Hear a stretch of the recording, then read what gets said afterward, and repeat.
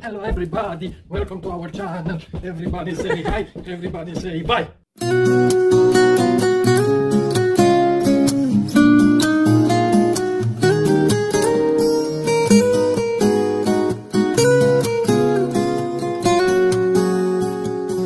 Good morning, good afternoon, good evening sa inyong tanan, guys.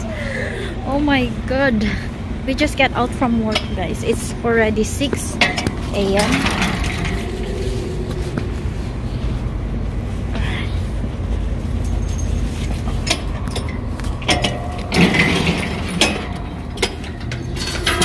Ouch.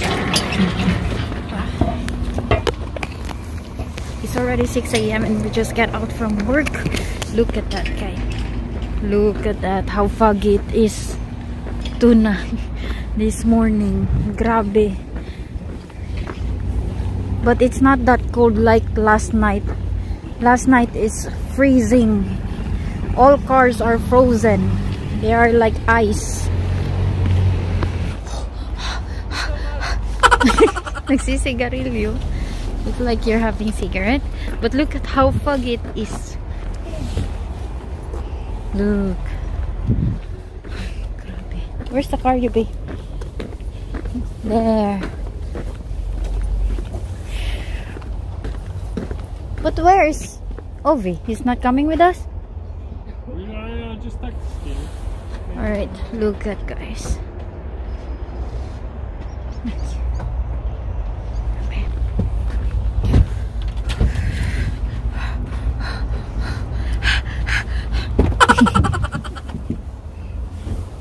Oh shit. Alright.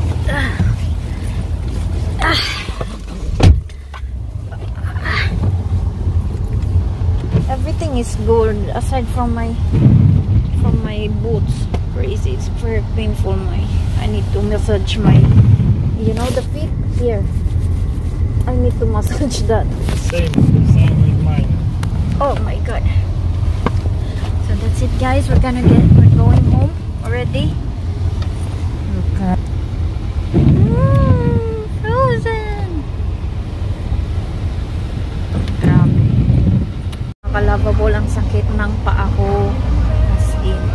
Kasi yung boots, ano siya, medyo malaki siya. Size 3 siya dito sa UK. Pero kung sa Pinas pa, size 6 ako. Pero malaki pa din yung size 6 nila dito. Tapos boots pa siya. Safety shoes. Ibig sabihin parang may metal siya sa loob. Kaya medyo, medyo heavy. Tsaka, syempre, maluwag siya. Kaya, yung boots, pag naglalakad ka, hindi siya mismo sumasama sa'yo. Hindi siya mismo sumasama sa'yo. Para siyang, parang nagkukulide yung paa mo at saka yung sapatos. Yung paa mo, maganyan. Tapos yung boots, maganyan. Parang gaganyan-ganyan. Kaya masakit masyado yung paa ko, mga ka-lovable. Ayan. Bibili kami ng bagong boots. We're gonna buy a new boots. But not now because we don't have money yet. Housework. Ah? Stressful? But today is better. Better than the first day. The first day, like 20% we learned. 80% just walking. But today, 90%, even 100% we learned. Right? That's it. So today is the best. So that's it, guys. We're just going home because we are so tired. Gonna update you later. Bye bye. Bye bye, Yubi. Bye bye. You can comment down below. Hi ulit, mga ka-lovable. So mga ka-lovable, good evening. Kagigising lang natin. We just woke up and it's already almost 5 in the afternoon, and I felt so hungry when I woke up because of course before we went to sleep I didn't eat anything because I was still full. I just drank apple juice before I went to sleep, and now I feel so hungry. And later at 10 p.m. we need to go again at work because we are night shift. So right now I am cooking our breakfast. So I'm cooking this corn I'm gonna cook corn with green beans and carrots for our breakfast. For us, it's breakfast, guys, because we just woke up, even though it's already afternoon. It's almost 5 p.m. So that's it, what we're gonna do, what we're gonna have for breakfast. And then I'm gonna cook pork for our food at work. So we don't need to buy, because you know we don't have that much money to buy foods all the time there at the canteen. So since we have a lot of stocks of food in the house, so I had to cook them before they get bad.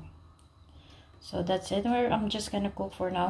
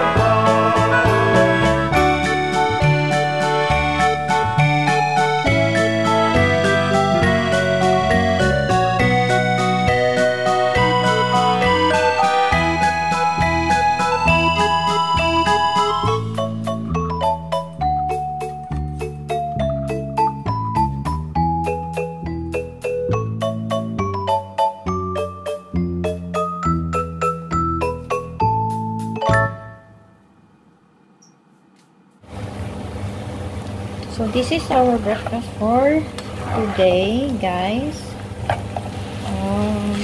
Before we go to work, we need to eat this, and after I cook this, I need to cook another food for us to eat at work. So this is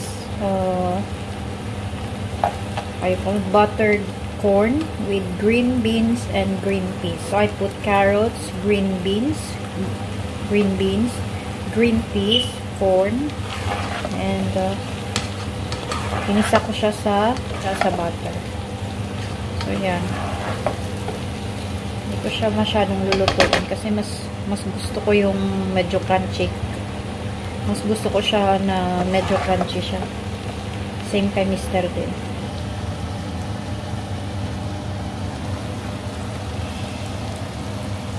So this time, guys, we're gonna cook our food for at work. Yan. Yan tayong pork at saka pechay. Pechay or pak choy dito sa UK. Gigisahin natin siya. Tsaka meron na din tayong rice. Para hindi na tayo bili ng bili.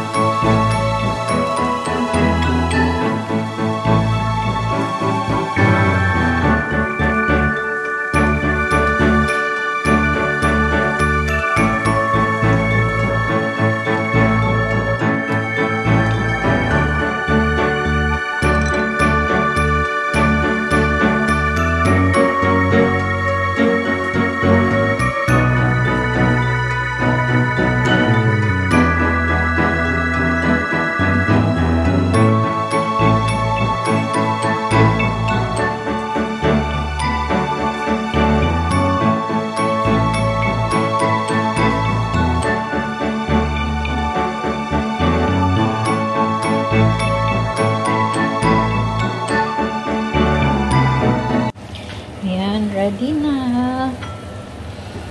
It's already cooked. The rice is cooked.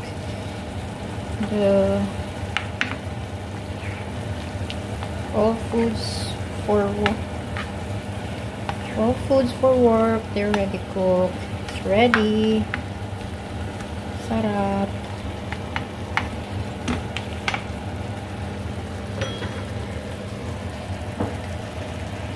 So here it is, guys. It's gonna be our food at work. So you can just only see little, but this is a lot of rice for both of us.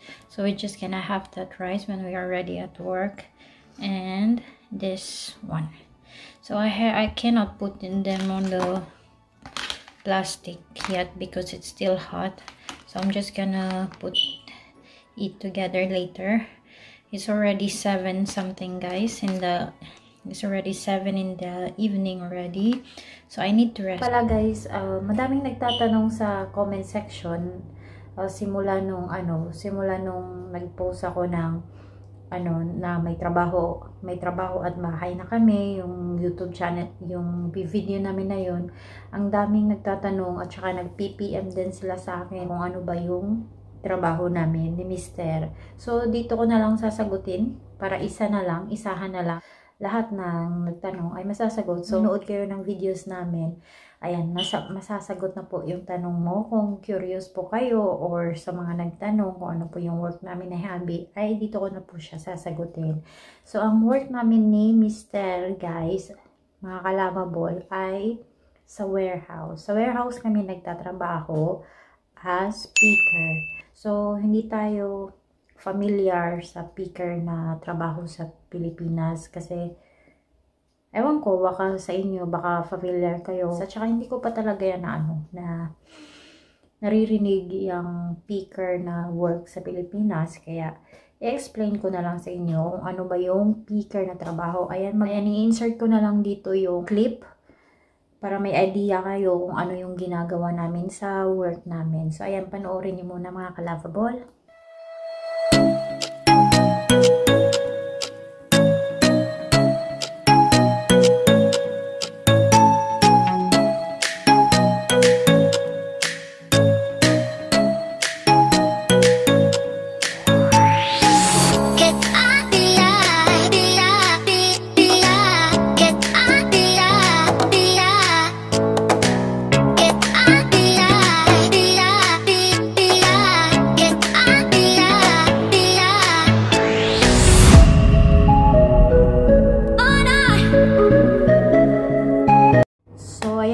Kalababol, ayan, may idea na kayo kung ano yung work namin ni Mr. Mga kalababol, yan talaga ang trabaho namin. Kaya lang, kasi ngayon bago pa kami, walang magtuturo sa amin ng, ayan, magdadrive. So, ayan si Mr. guys. Yubi, say hi. And that's his childhood friend, Mario. Say hi, Mario. Hi. But, hello.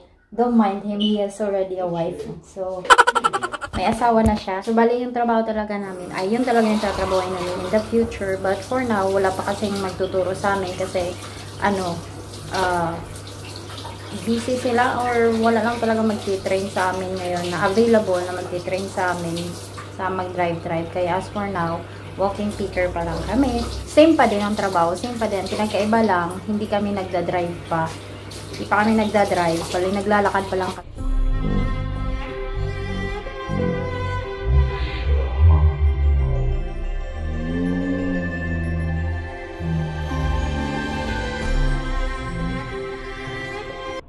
He's single and ready to mingle. He's single and ready to mingle. So say hi. Hi, what up? Hi. His name is Corchi or Charlie. In husband's friends, guys. So ayun na nga guys, yun yung namin. In the future, kung merong ng siguro mga after 3 weeks, ayan, mag-i-start na. Mga nauna sa amin na nag-work, nauna sila ng a week ngayon, nagda-drive na sila. So, ayan. Kaya nga lagi ako nagre-reklamo sa inyo mga kalababol, diba, na masakit yung paa ko kasi nga milya-milya ang nilalakad namin Isipin mo, 8 hours. Lakad kami ng lakad. Continue natin mamaya mga ka-lovable kasi maingay pa dito. Okay, balikan ko na lang kayo. Hi mga ka-lovable. So mga ka-lovable, so akyat muna tayo dito mga ka-lovable kasi saba kayo sila dito mga ka-lovable. Feeling na ako. Marag dili ninyo maintindihan or hindi nyo maiintindihan yung pinagsasabi ko kung meron tayong background music din na nagsasalita. Kaya dito na lang muna tayo sa taas. Tapos bababa din tayo doon kasi kailangan din natin magpipintol. So, kukontinue ko lang mga ka-lovable kung ano. Kasi, napakita ko na sa inyo, diba? Yung kung ano talaga yung tatrabahoin namin, may, yung idea. Pero, i-explain ko lang further kung exactly kung ano talaga yung ginagawa namin. So, mga ka-lovable, ano siya? So, as I said, walking picker kami ngayon kasi nga, hindi pa kami nakapag-training ng ano, yung truck. Hindi pa kami nakapag-training. Nga next week kasi may yung mga iba na una sa amin, a week ahead lang sa amin, nag-start na sila mag-drive. So kami, hindi pa. Masakit masyado yung paa ko mga ka-lovable. As in, milya-milya ang inilalakad mo everyday. Yan, pabalik-balik ka lang sa area, syempre. Pero pag pinagsama yung lakad mo, syempre parang milya-milya, sakit masyado mga ka-lovable. Plus, meron ka pang suot na maluwag na safety shoes, di wow. So, diba? Sakit talaga siya mga ka-lovable. Yung kamay ko ngayon, siguro sa sobrang tagal kong tambay, ayan, parang nabigla yung katawan natin sa pagtatrabaho. Kasi yung trabaho, hindi yung parang nasa sales lady ka, tayo ka, or yung sanayan kong trabaho sa Pilipinas, naka-cashier, ganyan lang, nakaupo, nakatayo, ganyan-ganyan lang. Kamay lang yung nagtatrabaho. Ito talaga mga ka-lovable, buong katawan mo. Kasi nga sa warehouse ka, as in walking picker. So, ayan, yung ginagawa namin mga ka-lovable, nakikipag-usap kami sa robot or nakikipag-communicate kami sa robot. Ayan, meron kaming suot na headphone dito, which is, I hate a lot mga ka-lovable. Kasi, ako kasi mga ka-lovable pa, nagsusuot ako ng headphone. Siguro mga 1 oras lang. Masakit na masyado dito yung yung dito. Kasi meron tayong, tawag na ito, bukog baka ng bone dito. So, pag 1 hour na siya na nakaganyan, masakit na siya masyado. How I wish talaga na meron silang earphone lang, huwag yung headphone kasi masakit. Pero, wala talaga silang earphone. So, headphone, lagi kang naka-headphone, tapos may microphone siya. Robot ang magsasabi sa'yo kung saan ka pupunta at kung ilan ang kukunin mong item. Halimbawa, let's use the code Alpha and Bravo. Robot magsasabi sa'yo, like for example, Alpha Bravo 123, yung 123, yung location. So, location siya. So, Alpha Bravo 123, pick 1. So, ibig sabihin, pumunta ka sa lane ng Alpha Bravo 123 and then kuha ka ng isang item na andun sa lane na yun, na andun sa location na yun, doon sa 123 na location. Kuha ka ng item. Natapos na, confirm mo na nakuha mo na, sabihin mo na, confirm mo sa robot na, ayan na, nakuha mo na kasi meron siyang number sa, bawat location may number siya na code, like for example, 01.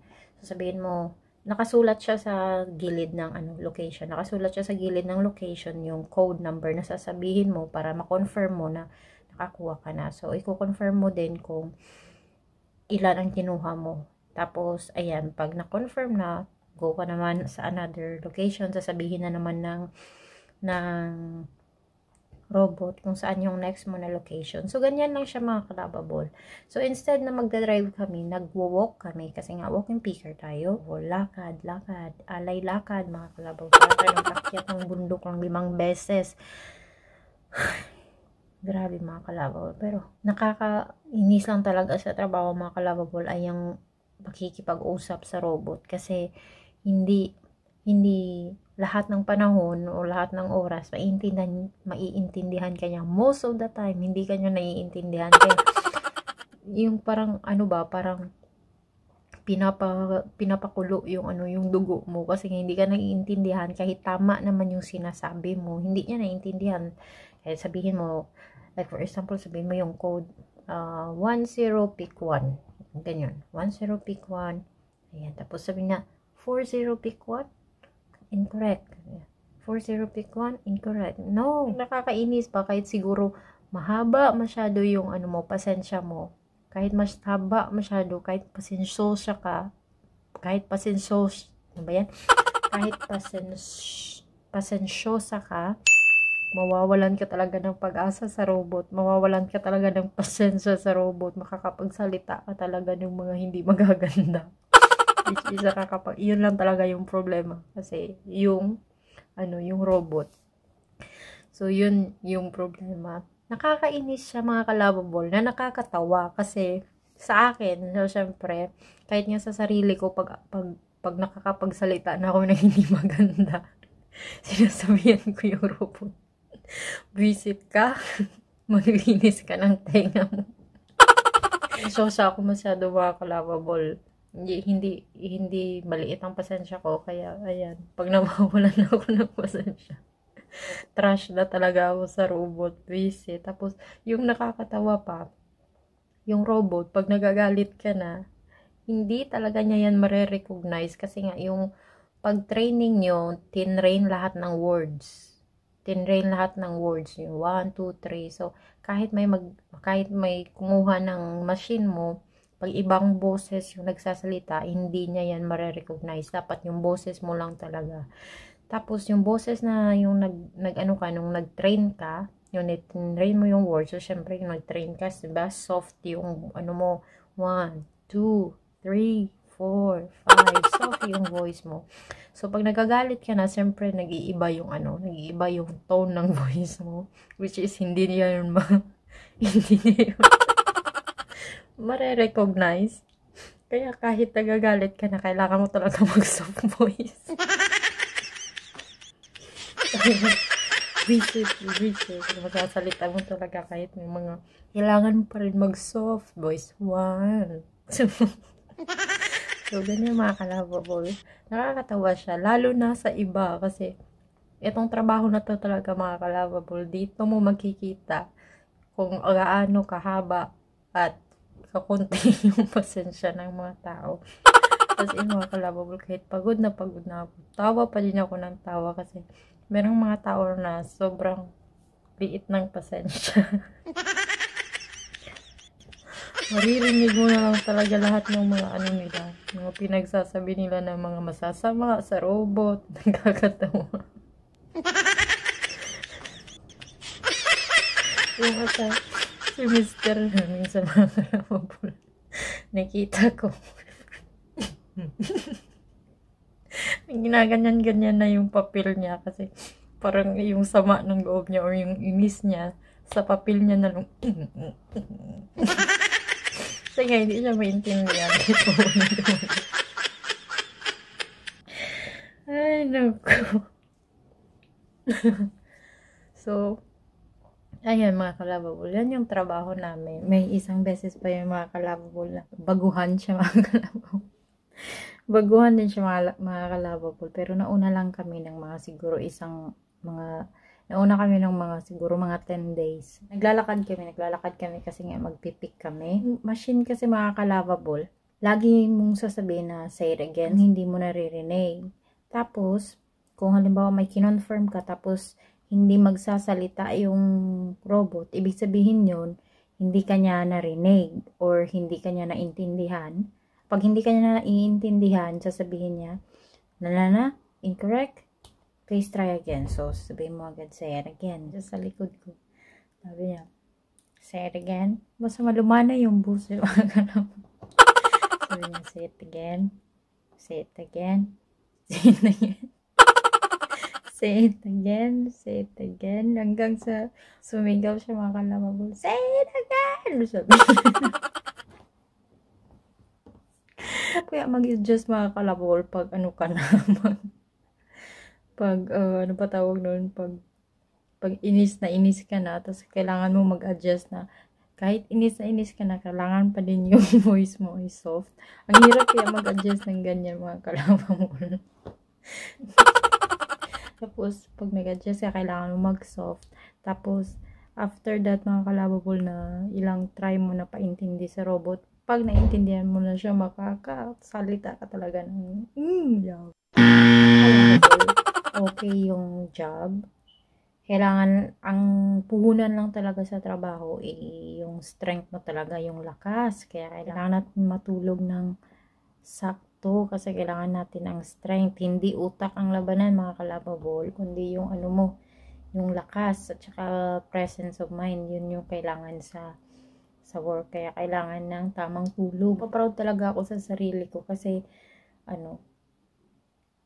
alam mo naman mga kalababol na yung pagkabata namin, sanay na talaga kami sa mga trabaho mga kalababol kasi dati yung mga kabataan namin, kami nag-iigib, yung bumba, ayan, igib kami dun sa kapitbahay namin na siguro mga 7 bahay ang layo sa bahay namin, ayan, nag-iigib kami dun gamit yung yung galon, ayan, panay, ganyan dati.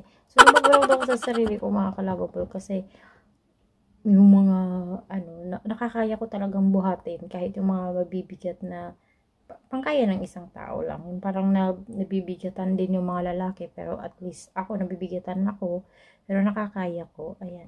Yung trabaho talaga siya hindi naman pero pag maarte ka mga kalababol at saka maarte kang magbuhat ng mga karton, ng mga ganyan. Hindi itong trabaho para sa'yo. At saka kung mababa masyado yung pasensya mo, hindi din to para sa'yo kasi kailangan dito sa trabaho na to mahaba ang pasensya. Gamit lahat ng lawas. Gamit lahat ng katawan mo sa trabaho namin. Kasi para kang kargador. Yan. Kasi sasabihin ng robot na Alpha, 1, 2, 3, pick 3. Alright.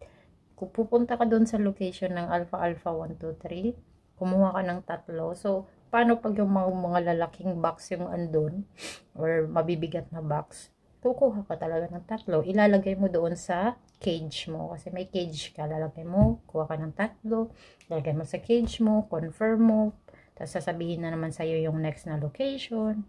Tapos, sasabihin naman sa'yo kung ilan ang kukunin mo. Yung ganun lang. Maghapon, 8 hours, ganyan yung trabaho namin. So, yun lang siya mga kalababol. I think kailangan ko nang bumaba. Guys, I just want to say shout out to Ma'am May Viernes from Cagayan de Oro City and kay Ma'am Jean Galinaw from Antipolo Rizal. Thank you so much for all the support. God bless and take care everyone. Lalong-lalo na sa may mga bagyo dyan. Please mag-ingat po tayo. God bless us all and thank you so much. If you haven't subscribed yet to our channel, please do subscribe and click the notification bell and please comment down below. As my husband says, comment down below. He wants you to comment, everyone, and take care everyone. Just please don't forget to click the notification bell so you will get updated if we have a new upload video. Thank you so much everyone. Bye bye. I need to rest.